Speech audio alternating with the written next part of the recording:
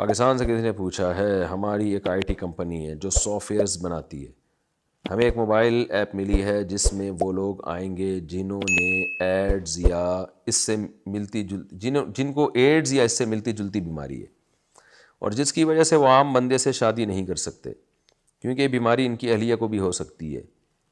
اچھا، اس mobile app میں یہ لوگ اپنا نام، تصویر وغیرہ دے کر پھر یہ باقی ممبرز کو دیکھ سکتے ہیں اور وہ اپنے پسندیدہ شخص سے بات چیت شروع کر سکتے ہیں۔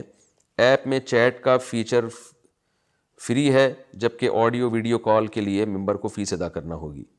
بات چیت کرنے کے بعد یہ دونوں چاہیں تو شادی بھی کر سکتے ہیں یا ایسے ہی گرل فرینڈ یا بوائے فرینڈ کی طرح رہ سکتے ہیں، یہ ان کی مرضی ہے۔ اس میں ایپ کا کوئی کردار نہیں ہوگا۔ ایپ کا مقصد صرف ان لوگوں کو ملانا ہے تاکہ یہ آپس میں رہیں اور باقی عام لوگ اس بیماری سے بچے رہیں۔ یہ ایپ ہماری ملکیت نہیں ہوگی، یہ کسی امریکن گاہک کی ملکیت ہوگی اور منافع بھی اسی کا ہوگا۔ ہم صرف موبائل ایپ بنائیں گے۔ کیا ہم ایسا سافٹ ویئر ڈیولپ کر کے دے سکتے ہیں؟ دیکھیں، کوئی بھی ایسی چیز جو گناہ اور نیکی دونوں کاموں میں استعمال ہو سکتی ہے تو ایسی چیز کا بنانا جائز ہے۔ بنانے والے کی نیت پر مدار ہوگا، کوئی اس کی نیت کیا ہے بنانے کی۔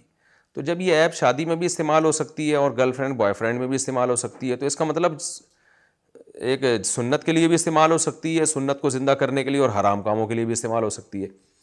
تو پھر آپ اس میں یہ نیت کریں کہ بھائی ہم تو اس نیت سے بنا رہے ہیں کہ تاکہ جو اس طرح کے ظاہر ہے بیمار لوگ ہوتے ہیں ان کو شادی بھی تو کرنی ہے نا، ورنہ وہ تو زنا کی طرف جائیں گے، تو ان کے لیے ہم رشتے ارینج کرنا چاہتے ہیں۔